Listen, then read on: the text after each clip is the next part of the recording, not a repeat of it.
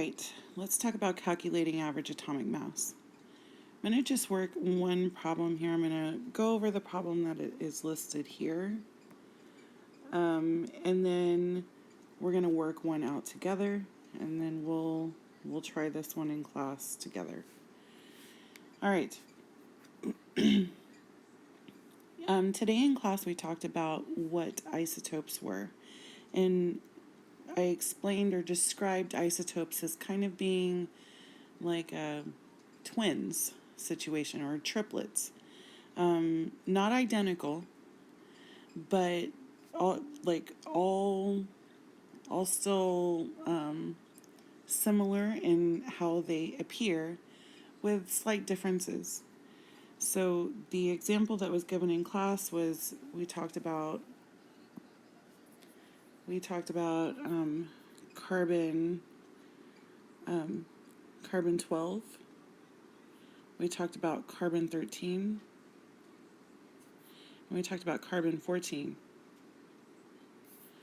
All of them have 6 protons, making it carbon. The key difference between each one of these carbons is the mass between these isotopes. When we take the mass, atomic mass, and subtract the atomic number, we're able to calculate the number of neutrons. And this carbon right here happens to have 6 neutrons, and I'm just using abbreviations. This carbon isotope has 7 neutrons. This carbon isotope has 8.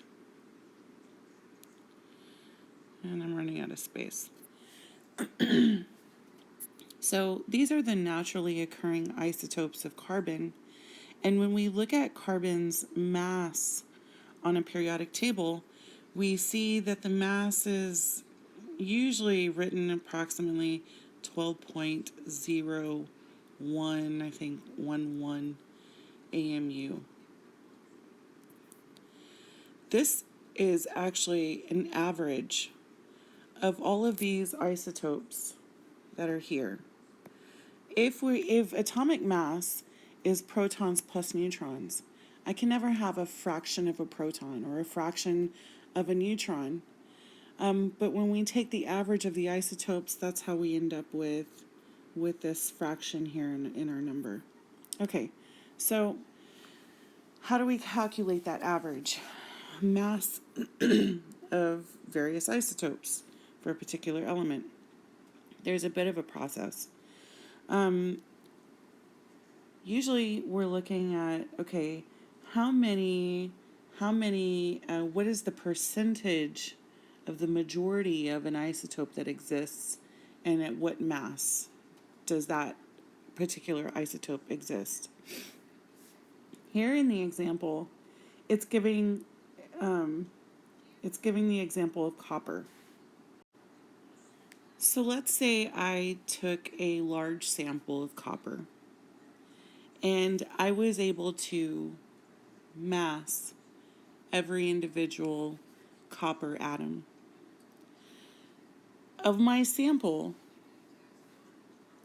according to our problem, approximately 69% of all my copper atoms will have a mass of almost 63 AMU. AMU is atomic mass unit. All right.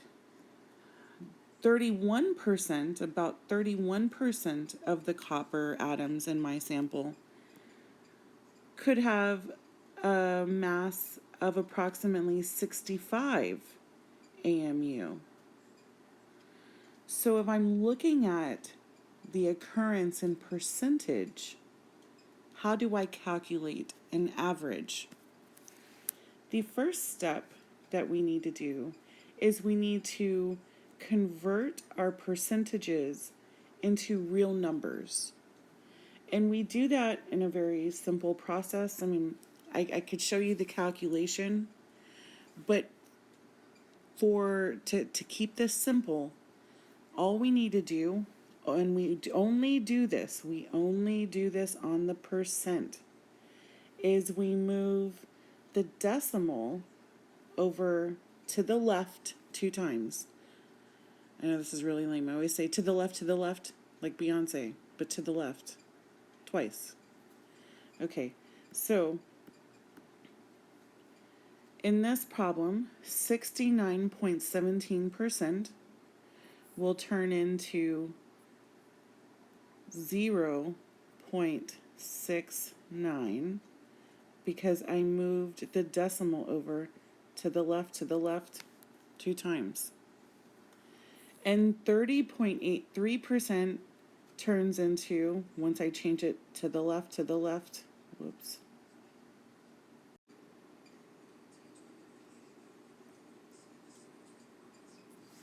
Okay, I hope you're writing this down in your notebooks. You need to write this down. Okay, let's take a look at number 1. Number 1 is showing us isotopes of bromine. It's showing us 2 isotopes of bromine. Step number 1, we need to change our percent abundance by moving the decimals to the left 2 times. So we start with addressing our percent abundance here. 50.54% will turn into, once I move my decimal to the left 2 times, will turn into 0.50, we'll just say 505. Okay, that's for my first isotope. My second isotope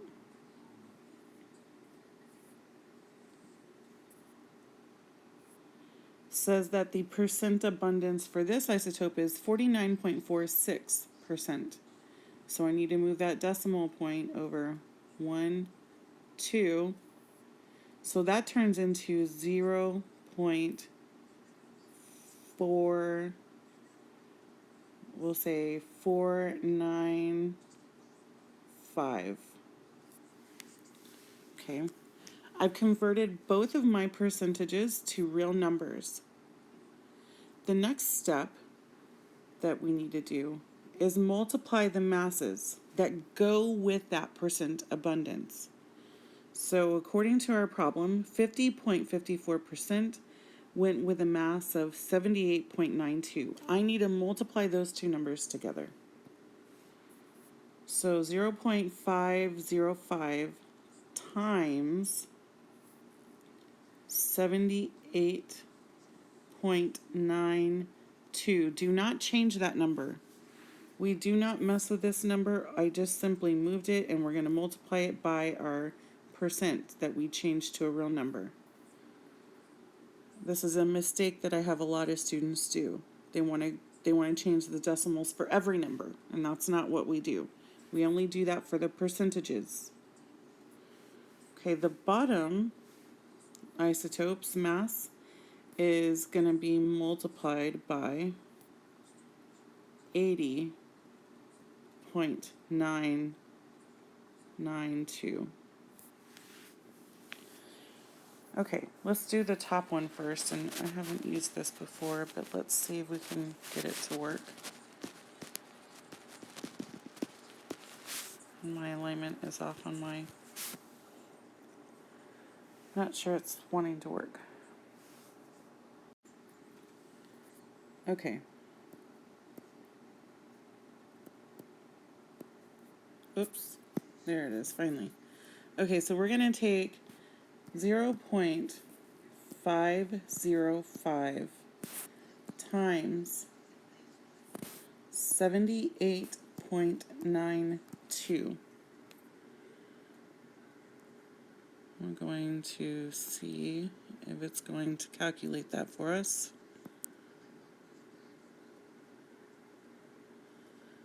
Doesn't look like it did. Oh, technology is so much fun. All right. I'll get the answers in a second. The second one is going to be 0.495 times 80.92, and we're going to get that calculation, what that equals.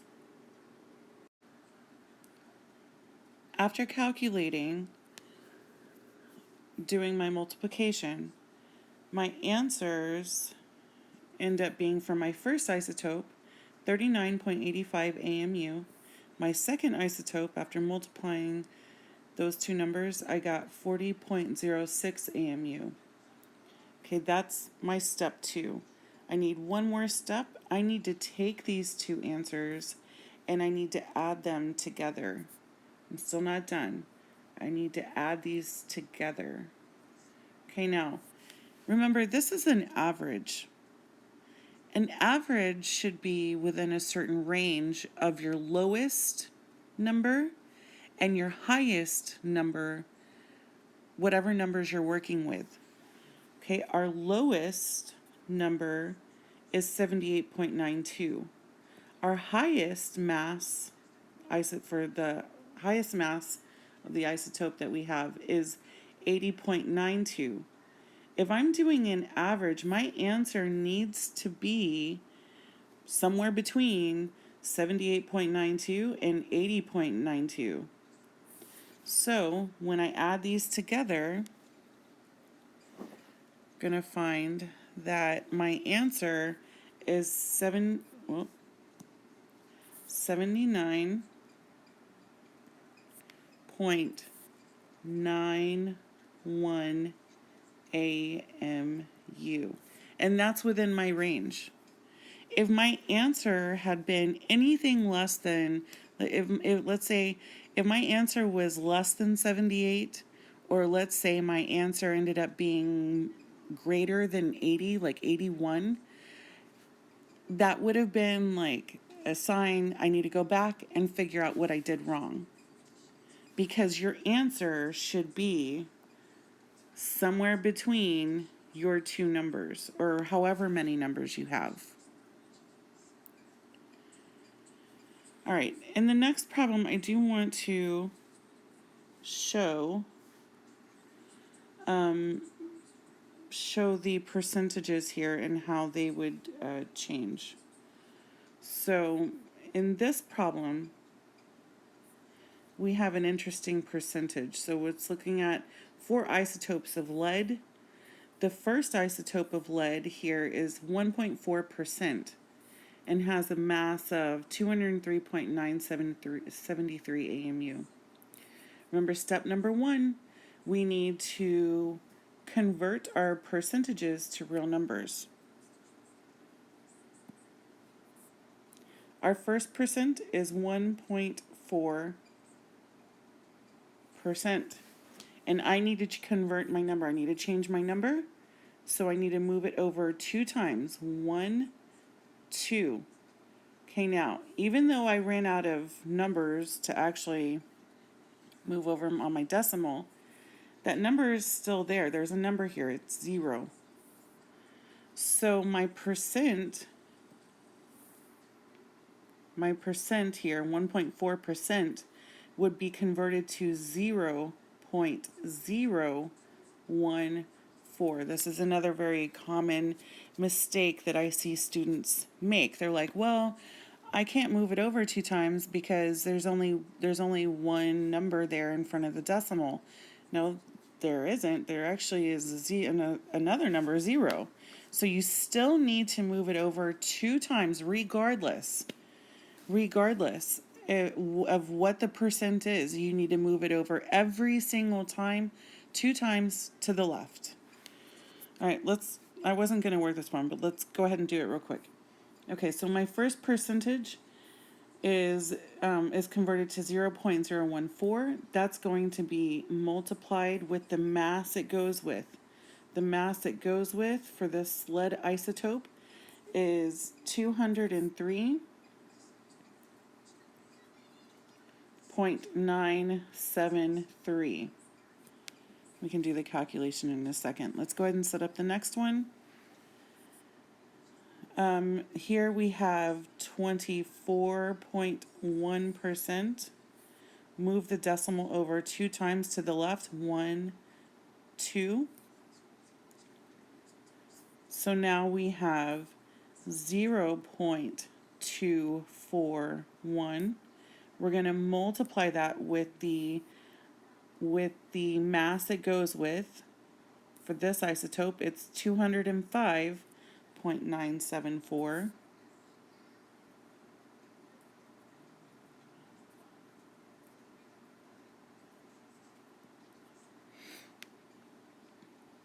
The next isotope has a percent abundance of 22.1%. Move the decimal over to the left.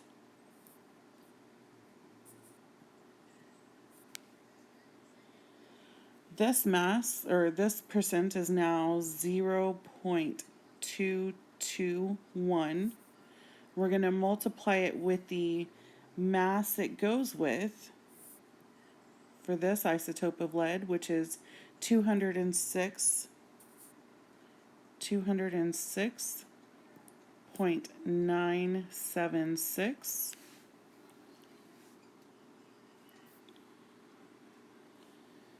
The next isotope, the percent abundance is 52.4, or 52.4. We convert this, maybe, moving the decimal over to the left. This now changes to 0.524. We're going to multiply that with the mass it goes with, which is 207.977. All right, now you could put this all in a calculator. I don't know. Be very careful how you do this.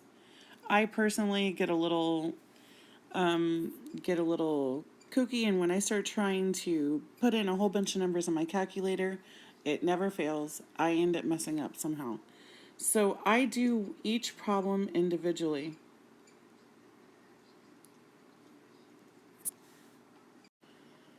Okay, so what I've done so far is I've done my multiplying my new number with each mass to get my answer. I've done this for each isotope and these are my answers for each one of those problems. After I've calculated each of my isotopes, I add all of my answers together, and the final answer I got was 204.1 AMU. This is my average mass for all of the lead isotopes. Notice how my smallest number was 203.97 and my largest number was 207.97. My answer falls within this range. It is not smaller than my smallest mass and it's not larger than my largest mass. So that at least tells me that I'm on the right track. All right. Be sure to write down the steps. We're going to be working on this week with the lab, and meet me for tutoring if you have any questions.